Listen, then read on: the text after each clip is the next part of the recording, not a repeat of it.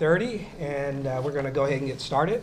We'll start with a moment of silence, so if everybody will stand, please, and then we'll do Pledge of Allegiance.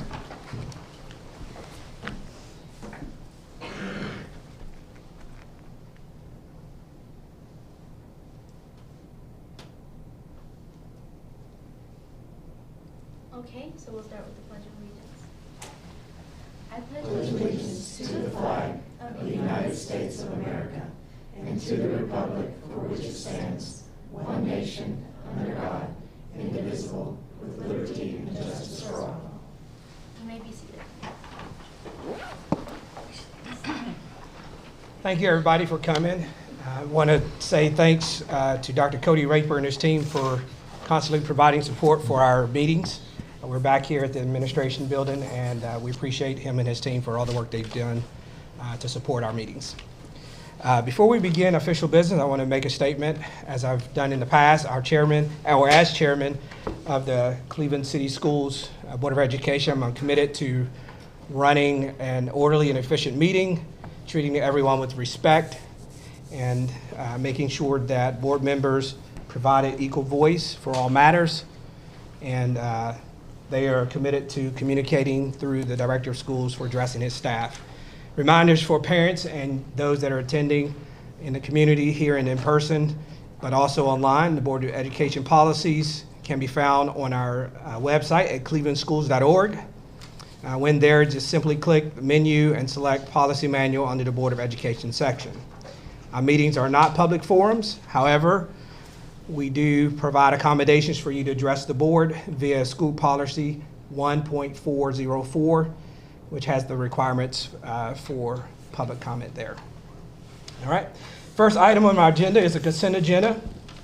Is there anything that we want to remove from the consent agenda? All right. I'd like to entertain a motion to accept the consent agenda as on the agenda. So moved. So moved. Is there a second? All in favor, say aye. Aye. Any opposed? None opposed.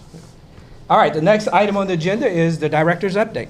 All right, well, good evening, everyone. Glad to have you here tonight for our December meeting. A few things that I want to go through as Dr. Raper pulls up our screen. First, coming up later this week, actually, we have on December 7th and 8th our remote learning days for Cleveland High School for EOC testing. I had communicated out the plan for that earlier, and those are coming into effect coming up the later part of this week. So excited to see how that goes. I know that lots and lots of planning has gone into that, whether it's through Michael Kars and the testing or Dr. Raper and technology, but also the scheduling of everything at the high school. I really appreciate the administrators and teachers and students for taking that on.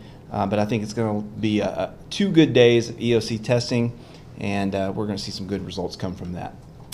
Want to also brag on our beta students. We had 2 different groups specifically I want to brag on for beta.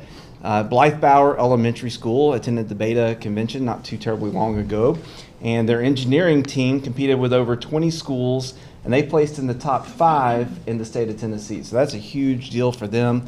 And Blythe Bower has a wonderful STEM program underway, and I'm really proud of the work they're doing, and that shows by that top 5 rating. And also Cleveland Middle School.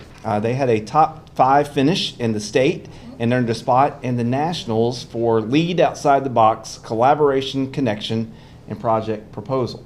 So both the elementary school and the middle school have done very well at the Beta Club conventions that they were part of, and look forward to seeing what they're doing at the next level. So congratulations to both of them. Of course, now is the Empty Stocking Fund. The Empty Stocking project is underway. Of course, Dr. Cash and I were on the radio last week and had a great time with Steve Hartline raising money there. December 10th, this coming Saturday, is the big project finale, and that will be held at Coy Middle School starting around 8 o'clock in the morning, ending around 2 o'clock in the afternoon. We're going to have all of our elementary schools will be there at different times during that time period. We will have high school students, and we'll have faculty and staff coming by to help give out those gifts that day.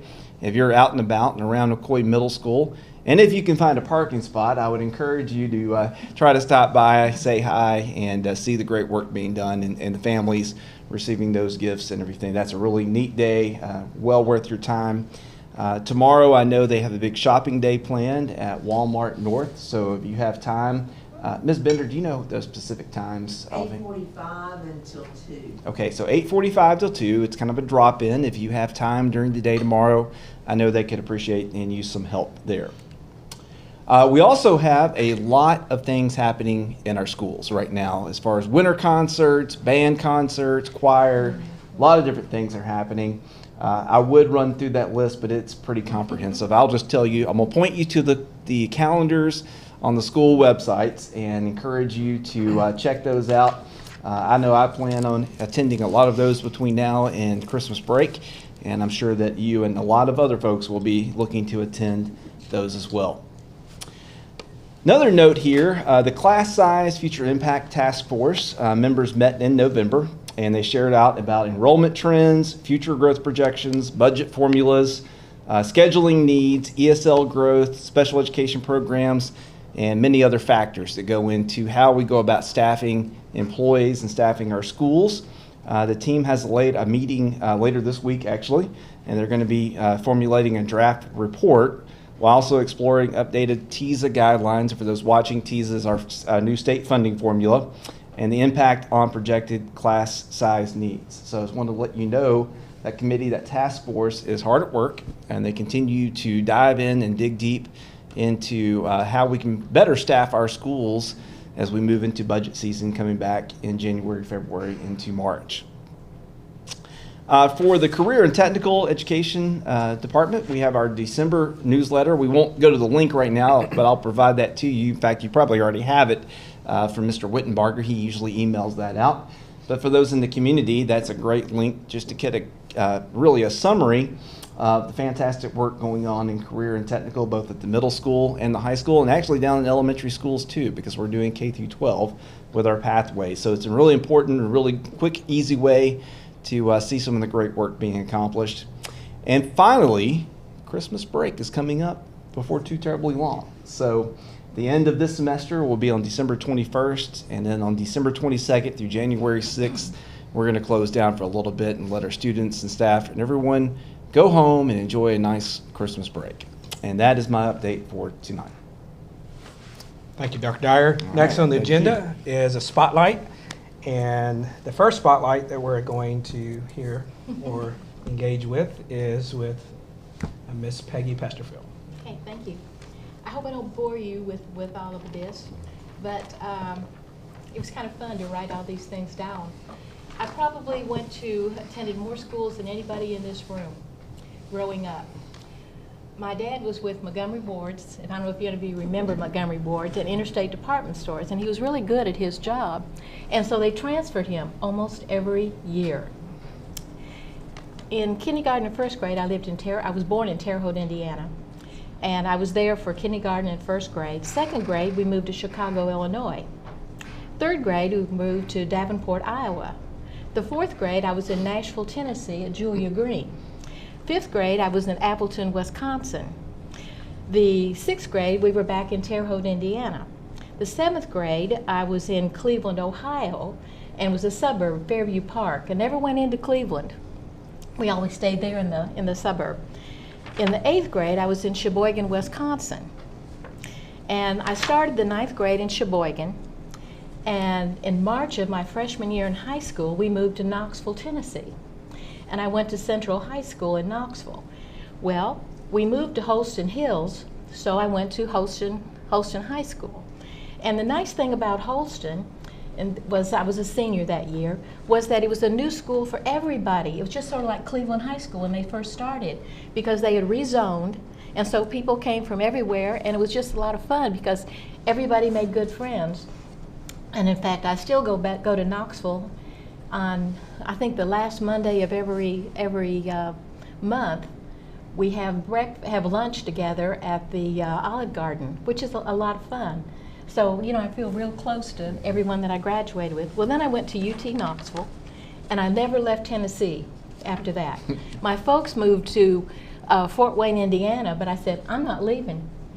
because I'd met my husband-to-be, and I said, I'm not leaving. Well, my dad said, okay, well, you're going to have to pay out-of-state tuition then.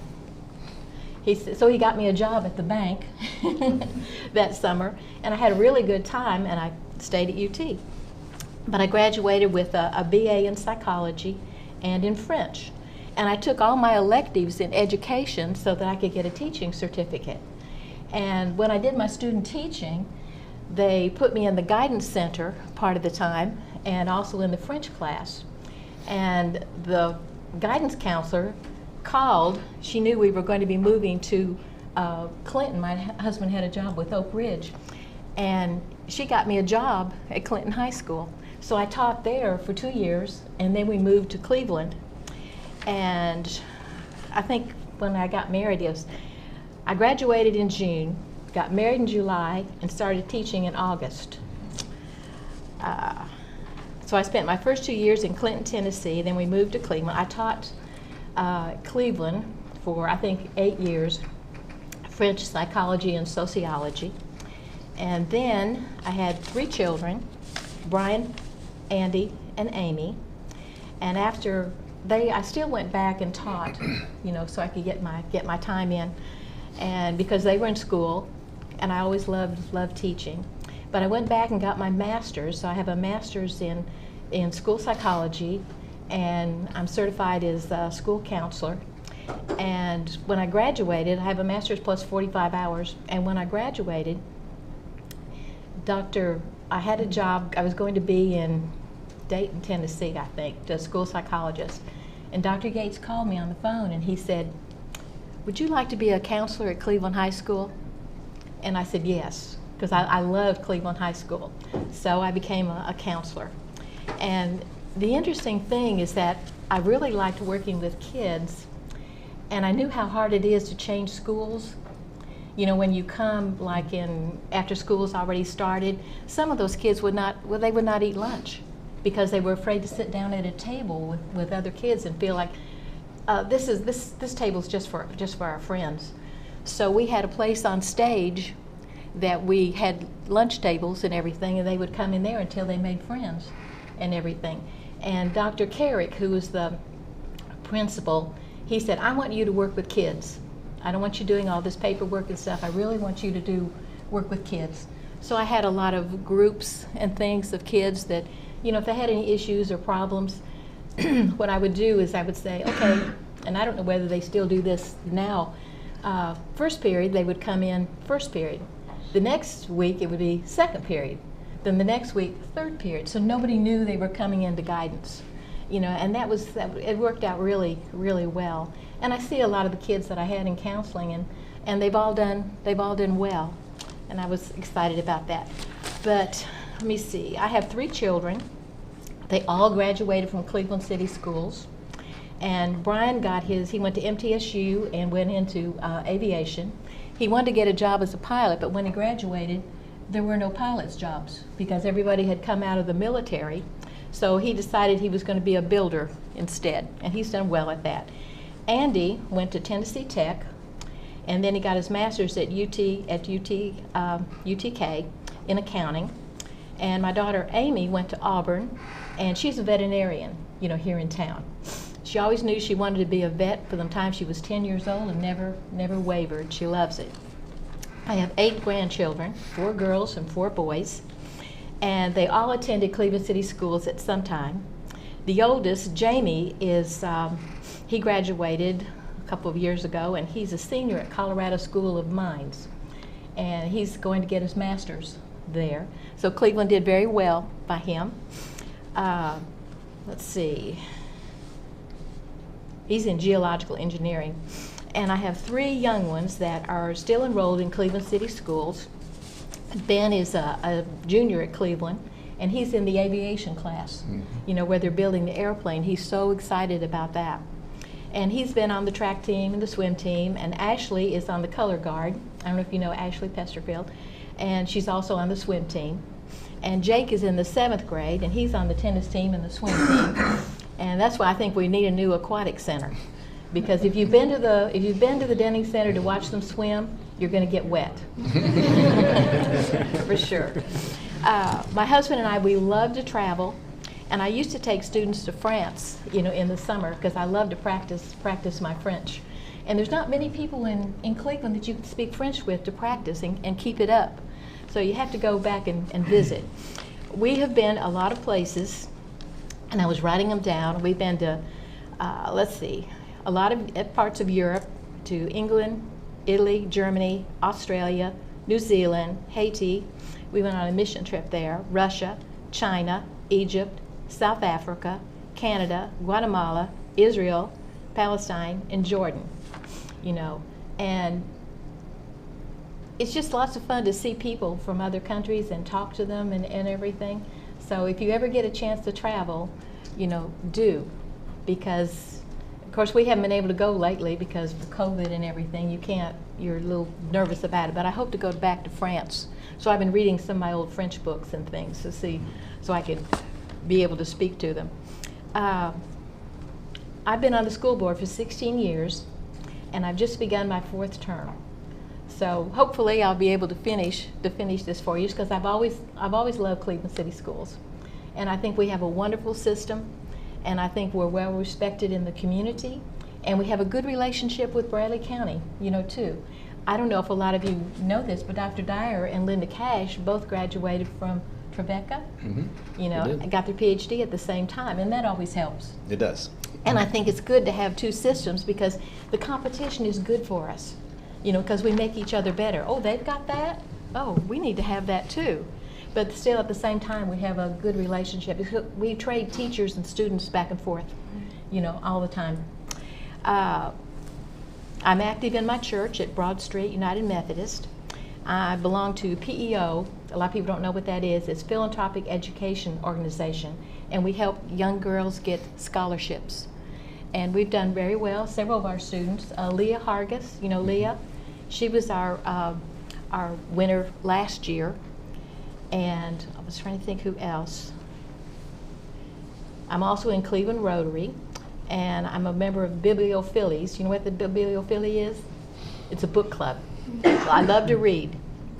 And I'm on the board for Life Bridges. And they asked me to be on the boards because, they work with people that have been mentally handicapped from birth. And my experience with special ed, is why, that they invited me, and it's a wonderful organization. Do y'all have any questions? Okay, well, thank you. Thank you, Ms. Peggy. We appreciate your what you've done. So. All right, next on the agenda for the spotlight, I'll let Dr. Dyer introduce and take it from there. All right. Well, I'm going to read from our website because we have a story about this young man, and I'm just going to read it, and then we'll have him come up. But the title, Owen Clemens makes history at TSSAA Cross Country Championship. Cleveland High School freshman Owen Clemens made history at the TSSAA Cross Country State Championship on Friday in Hendersonville. He is the first freshman to place first in the TSSAA Class AAA State Boys Cross Country Championship, that's a lot, at a 5K distance with a time of 15 minutes, 22 seconds. Owen is currently the fastest freshman in the United States. It's not Owen's fastest time, as he ran 15:01 on the same course on October 1st, so I don't know what happened that day, but a little slower. That's okay, we like that. It's the second cross-country state title for Cleveland High School. The Blue Raiders placed 18th overall in the boys' standings with 377 points. In addition, the Lady Raiders placed 23rd overall with the help of several students, including Estella Clemens. So, Coach Clemens said it's an exciting time for Cleveland High School's cross-country teams. He said they're just getting started. They're already competing really well against juniors and seniors that are scholarship, so it's kind of exciting.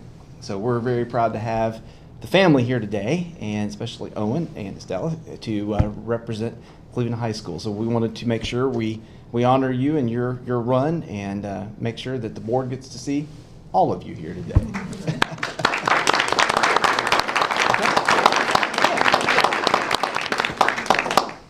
Board, would you like to share any thoughts? Congratulations. Very, very impressive. Right, yeah. you come from good genes, because I remember stories about your dad being a big runner and the whole family. So this is, it's good to see that it falls out there. I wonder how many cold days he forces you out on the track, though. We get a nice treadmill in the basement. That's perfect. As a surprise, we're going to do a 50-yard dash out back real quick if anybody wants to meet us and have a little fun. That's something you can do all your life, you know, That's to right. run. Yeah. My brother runs Yeah. marathons. You know, he loves it. He's never stopped. And he volunteers as a track coach at the high school down in Panama City Beach. There you go. Well, good. Well, we'd love to have the family join us up here and take a group picture if we could real quick. Caroline's going to face that way. Yeah, Caroline's going to do the picture. I'll scoot up this way. No, y'all get situated in wheelchairs. Yeah. We'll make it easy.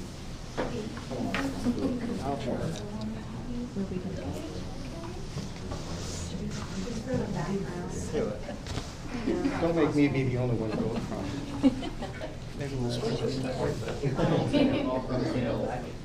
Oh, yeah, you can. Oh, yeah. See Krista? Yeah.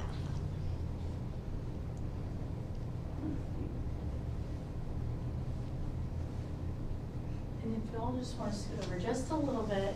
This way? Yeah, yes, that This way, way. just a little bit. There we go. Awesome, thank you.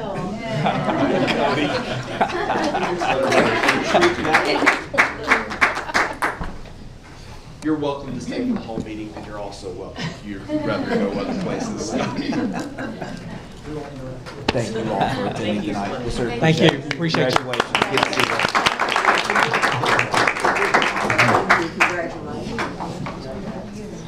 What year were they? What What year are they? Freshman. Just freshmen? Freshman. Yeah. Wow. All right, we'll continue with our agenda. Next on the agenda, we have a strategic plan focus. We do, and we have Christy Duncan, who's going to give us an update about English as a second language tonight. Good evening. Thank you for having me here tonight. It is always a pleasure to come and talk about our ESL department at Cleveland City Schools and the work that we do. It has been a busy year, but I feel like it has been a productive year and a very positive year overall. So I am eager to share with you. We'll go to the next slide. I like to start with demographics just to kind of set the context for the work that we are doing. In Cleveland City Schools right now, we have 1,525 students, representing 27.2% of our entire student population that are classified as having a non-English language background. Now, not all of those students are part of our ESL program. Those students just have a language other than English that is spoken in the home and come from that background. And you'll see the English learner number in just a moment. We do have over 20 languages represented in Cleveland City Schools, and I ranked the top 8 for you to see. Spanish, of course, is the primary language spoken besides English. We actually need to start amending that to say Spanish and Central American dialects, really. Ukrainian has become number 2. Gujarati, an Indian language, is number 3. Chuukese is number 4 for us, and that's a language from Micronesia, Pacific Islanders. And then Vietnamese, Russian, Chinese, and French round out the top 8 for our languages. So on our next slide, you'll actually see demographics about the English learners in Cleveland City Schools. Currently, we have 847 English learners, and that number honestly is growing daily. I had the opportunity to do a community engagement meeting with Mr. Lay about a month ago and showed similar data, and at that time the number was 827. And so just since that meeting we have grown by 20 English learners. That's 15.1% of our population. We have 22 certified ESL teachers that are serving that population, and they do a wonderful job, and I just really can't brag enough on our ESL staff and the work that they do. I wanted to show you the birthplaces of our English learners. Over half of them were actually born within the United States. but we have a number of students that have immigrated from other countries as well. And so right now, Guatemala is the top country that we are seeing students coming from. Honduras, Mexico. Beginning last spring, we began to see more and more students from Ukraine, and then Puerto Rico, Micronesia, India, Colombia, and El Salvador. So that's kind of the demographics. I also like to break it down to English learners by school because I think this information is important.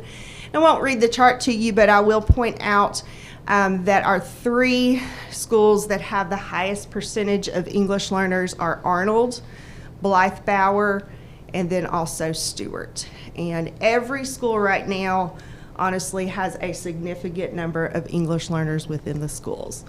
I'm going to move on more, no, I do have more demographic trends. Yeah, a lot going on in ESL world. So in looking over the last couple of years, we have seen a 13.8% increase in English learners from October 2021 to October 2022.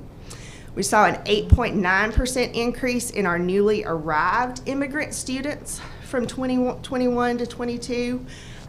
Those coming directly from outside of the U.S. Our Central American immigration has increased significantly. We had a 27% increase in our Guatemalan students. And then we're also seeing more and more students that have interrupted formal education, and that means that they are coming from countries where for some reason their education has been disrupted, and they have missed perhaps 2 or more years of schooling by the time they get to us. As I mentioned, we did have 26 Ukrainian immigrants that came to Cleveland City Schools or have come since spring of 2022. Before I go on to the work that we provide, does anyone have questions just about our demographics?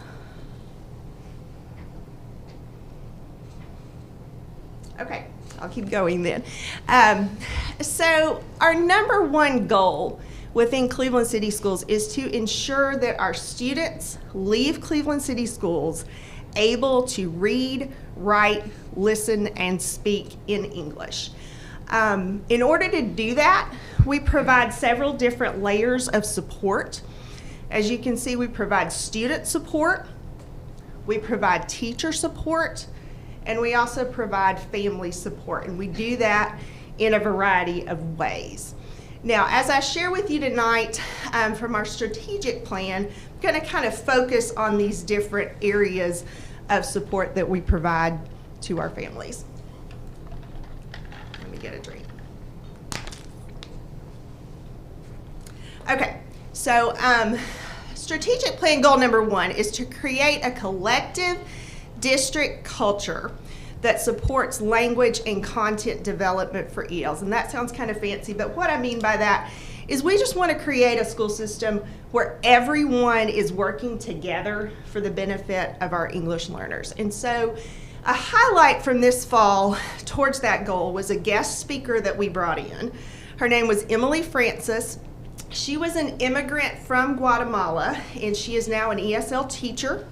She's an author, she's a nationally recognized speaker, and we had the opportunity to have her with us for 2 days to provide training for all of our Cleveland City Schools teachers during our August professional development rotation. She was an excellent speaker. We heard a lot of positive feedback from her, and she just really, her story is very inspiring, and I think a lot of our teachers really connected with that, and that helped them to connect her story to the stories of the students in their classes.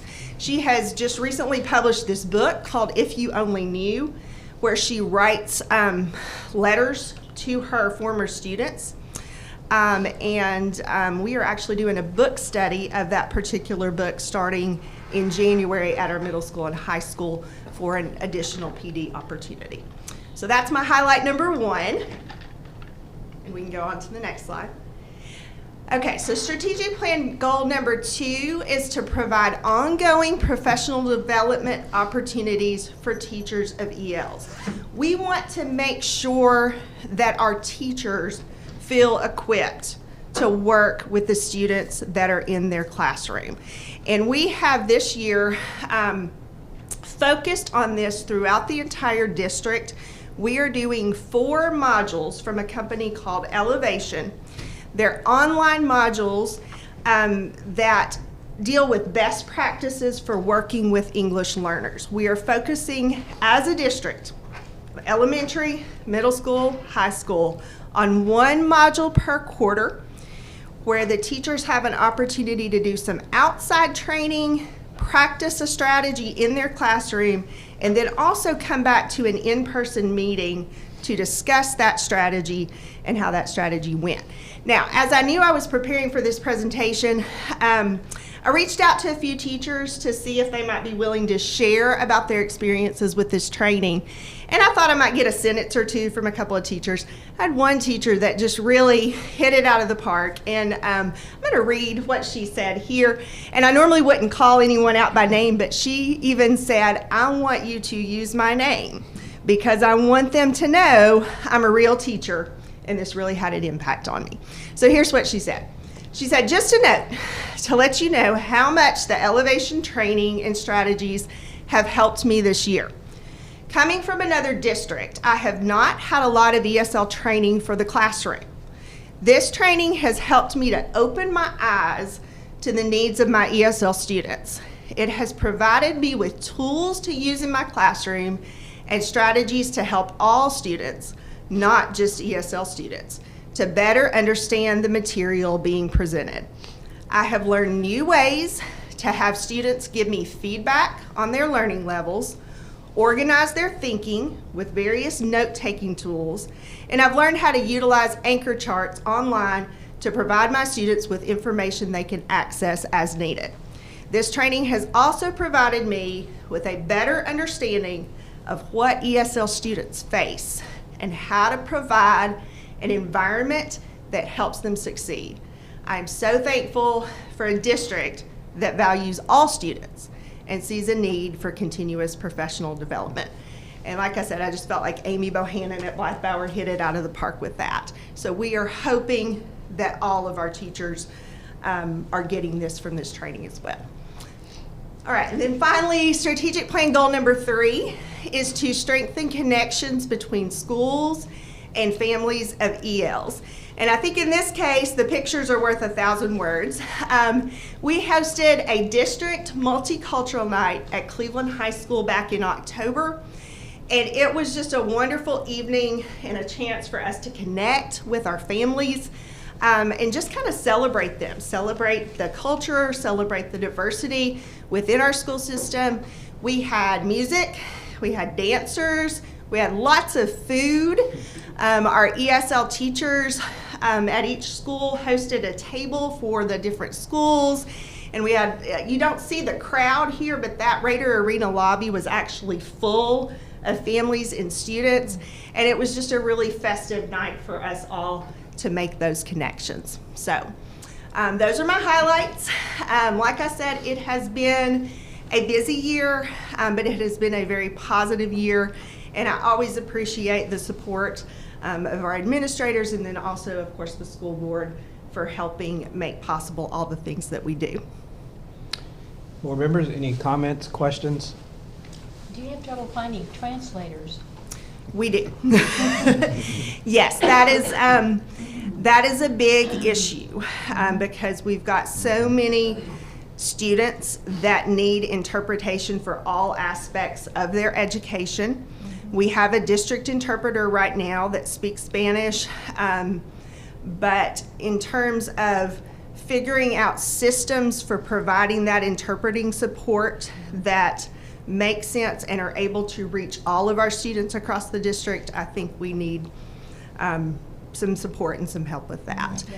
It is also becoming a situation where Spanish was the language where we were looking for interpreters, but now that is bleeding over into Ukrainian. I'm getting requests for Chuukese, Gujarati as well, and so that is definitely a hot button area. Can you get online and maybe find somebody who could be there, and translate for you?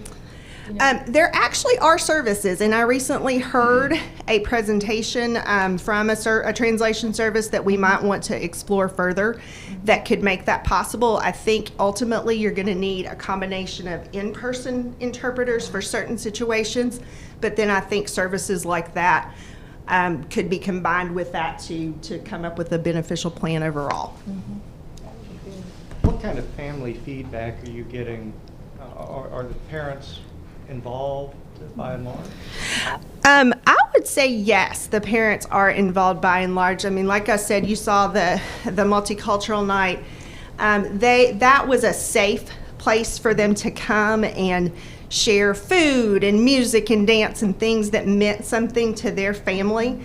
And I think whenever we create a situation like that, they are eager to come into the school. I think, and I don't want to make generalizations, but a lot of our families, especially coming from Central American countries where the education system is different, maybe are a little intimidated to walk into a school building. So we have to create these situations that make them feel welcome. But when we do, when elementary schools have the different just the different family nights, we usually do have pretty good participation from our families, and they are just always so grateful for the work that we do and the support that we give to their kids.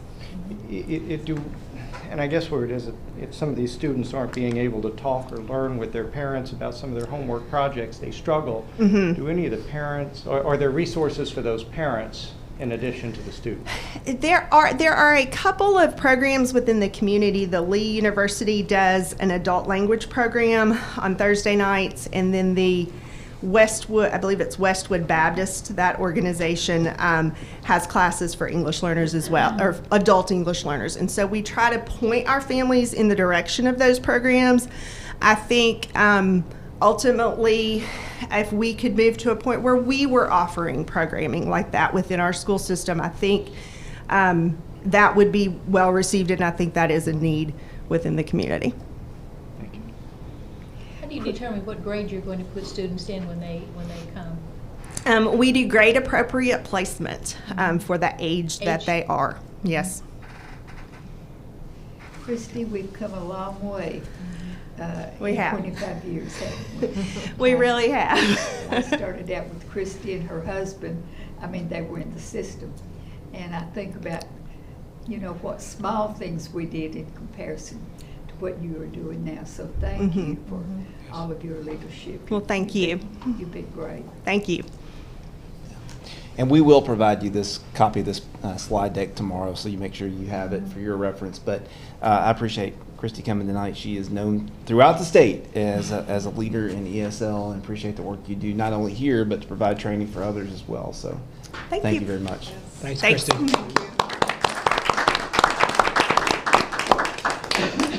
All right, next on the agenda, we have Arna Patel, and we're going to hear from her with the student representative update. So, school is still busy. I don't have as much to update as I did last time. But starting off with sports, we had a basketball game Friday. The boys won against Bradley, which I'm very proud of. What else? Oh, girls wrestling has started up. The Owen Clemens winning. That's absolutely amazing. Amy McGowan won Female Coach of the Year.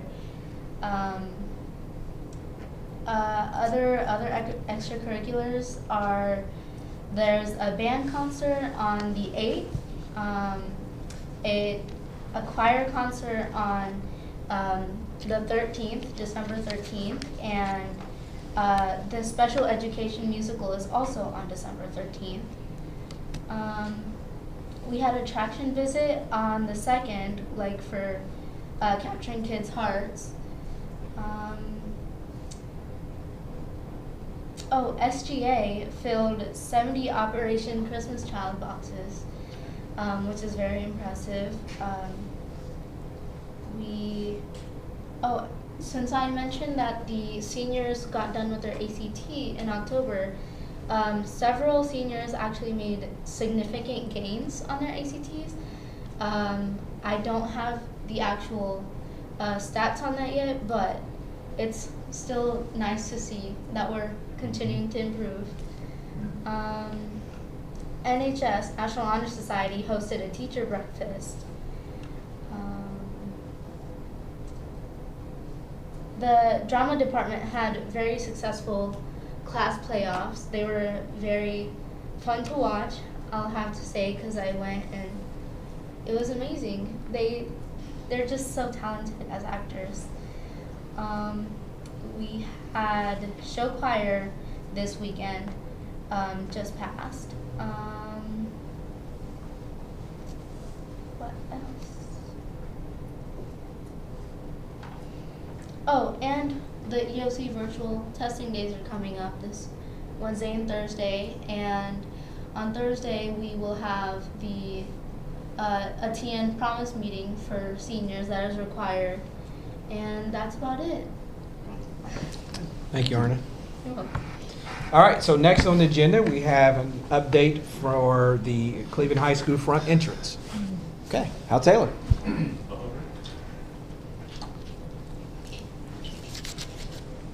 I'm just sure on your notes there was something there about pancakes with Santa to raise money for the girls' basketball team. just plugging that on for Saturday coming up. Saturday morning. 17th. So anyway, 17th. raise money for the girls' basketball team. Now I want to talk to you about the front entrance. It's been a successful project so far. Steel is erected. The demolition has been completed. Steel has been erected. We are moving into the roofing stage. Probably in 2 weeks we will have a roof on it. We'll be waiting on the storefront to come in. We'll have it dried in around the end of January. And right now we are moving along on time. A lot of this depends on the weather. As you have noticed lately, the weather's not cooperating real well. But they are on schedule, on time. Everything's moving along at a good pace with us. So hopefully by, we're hoping March will be the completion of the first part of this project, and then we'll go into where we are, doing punch lists and so forth before the second part starts at the end of school. So just want to assure you that things are going well that way right now. And any questions on? I see a lot of changes each morning. Mm-hmm. Yes, ma'am. Yes, ma'am. Movement, especially of some of the rocks or stones or whatever you're doing. Right. And so Yeah, I'm watching it. We will. Well, then I will make you aware. We are getting ready to have to dig across the front there, so we're going to do that in between students, and we'll keep access available. But don't want to panic anybody. But we do have to hook a stormwater drain, and we're going to have to dig all the way across the front and take some concrete up. But we'll be replacing it and so forth. So if you do come up and it looks torn up there along the arena area, it will be for a little bit, but we'll be cautious about doing that. So, well, thank you. All right, thank you. Thank you, Hal. That was the last item on the agenda. Board members, do you have any comments, questions? He did a great Santa the other night. He did. Any others? All right, I'll entertain a motion to close our meeting. I'll make that motion. Is there a second? I'll second. All right, all in favor? All right, any opposed? All right, so at 6:13, we end our meeting.